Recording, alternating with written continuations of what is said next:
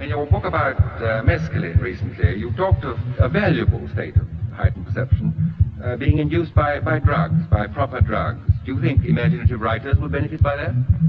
Well, I think the people who would benefit most of all are professors. I think it would be extremely good for almost anybody with fixed ideas and with a great certainty about what's what, to take this thing and to realize that the world he has constructed is by no means the only world, that there are these extraordinary other types of universe which we may inhabit and which we should be very grateful for inhabiting, I think.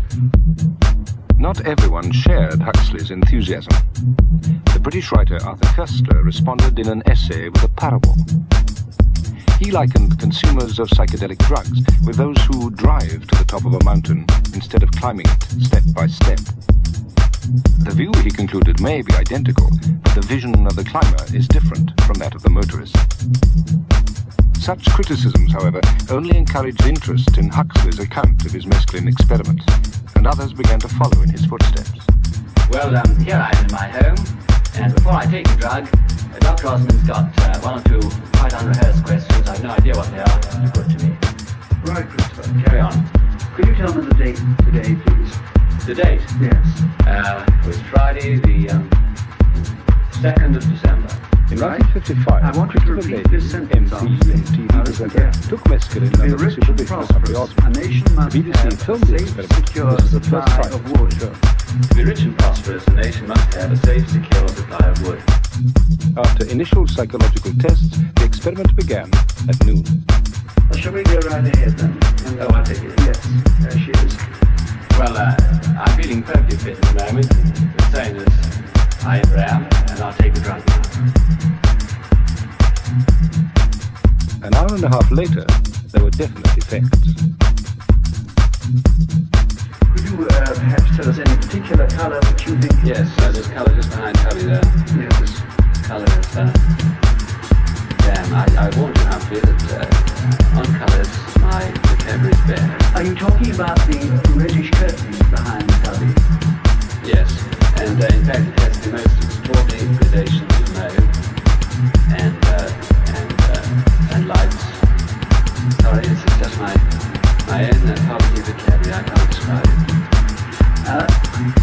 Would it surprise you if I said it looked to be a rather dullish red curtain, which has very few... Eventually I'll give you a Humphrey. Now, who would you feel in this situation? Whose judgment would you feel sonder? Now you're asking me, it's a $64 question, whether I'm seeing the curtain more nearly as it is, or whether I am intoxicated seeing the elements, which is, of course, the thing that fascinates me about it.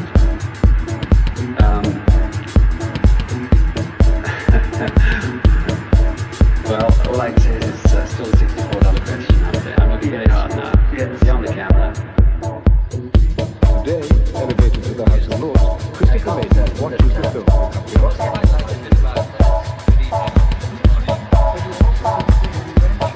Now that is his head, and I feel it desensitized, I think this is the most interesting thing I've ever done. And I say that after 30 years in which the whole ghastly business, has been depreciated, when drugs have been abused, when this is our major social problem. I mean, I do know all that, and I hope and pray it never helped anybody to experiment with drugs. Nevertheless, the actual experience seems to me to have been profoundly interesting and thought-provoking. The time's now just on 1400, and in the last half hour or so, Christopher has been preoccupied to a very great extent with time, and we've had numerous discussions on this. In the interval, he tried to instruct me as to how to work his recording machine, and unfortunately we were quite unable to work it. He has also been listening to a certain amount of music. Now I'm going to ask him once more to go over the Babcock sentence that I did, and also to take away 7 from 100. Now, Christopher, would you be prepared to do that for me, please? Well, you've got me at what I would call my period of time when I am capable of doing it. Right, well, I'll now repeat the sentence. To be rich and prosperous, a nation must have a safe, secure supply of wood. To be rich and prosperous, a nation must have a safe, secure supply of wood. I got the two. Well done. Now, would you like to take away 7 from 100? 93, 86, 79.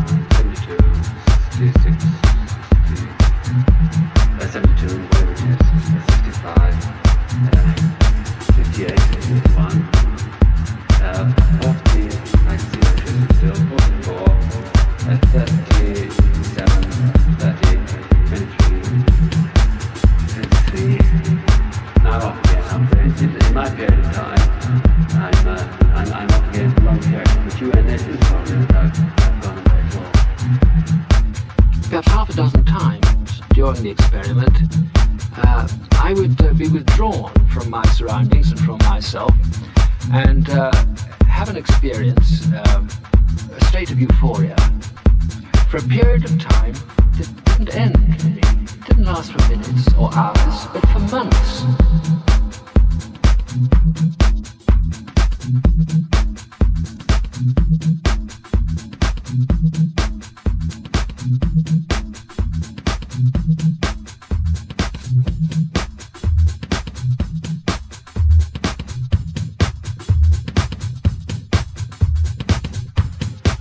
The psychiatrists afterwards, and common sense, they all said this is nonsense. You couldn't have had these experiences because there was no time. As the film shows, there's no time for you to have them in. And the psychiatrists would speak, and I accept this, that I was simply showing the symptoms of what they call the disintegration of the ego. I accept that too. At the same time, they didn't have the experience. And when I look back, even now, after 30 years, when I remember that after the experiment, I remember that afternoon, not as so many minutes spent in my drawing room, interrupted by these strange excursions in time, but as years and years of heavenly bliss, interrupted by short periods in my drawing room. When I recall it, and when I recall various other symptoms, I think the simplest explanation is that I had these experiences, that they were real, and that they took place outside time. I am moving at this moment from one time into another time and back again. And I'm not so conscious how free I'm moving myself in space, but I'm extremely conscious of moving in time, of things having no succession,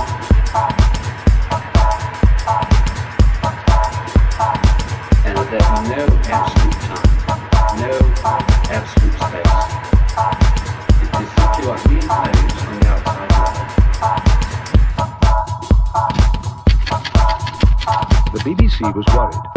Could the film be broadcast?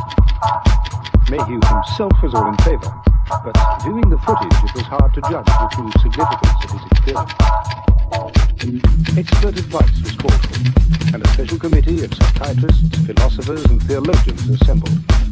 Amongst those shown the film was Canon Besser from Cambridge University. From a religious standpoint, he felt Mayhew's mystical adventure had been obtained on the cheap. The others agreed, and the committee had no hesitation in reaching a verdict when asked by the BBC whether or not Mayhew's experience was valid. The film was never shown. I think that the experience was valid. I think, for the reasons I've given, that you can dismiss it as a dreamlike hallucination which lasted a fraction of a second, owing to the disintegration of my ego and so on. Or you can say with me, it was a real experience which happened outside time. And that is my view. And for various sort of associated symptoms, I would say that on that occasion, by a shortcut, I did visit the world known to the mystics and to some mentally sick people. And therefore, to that extent, I'd say it is valid.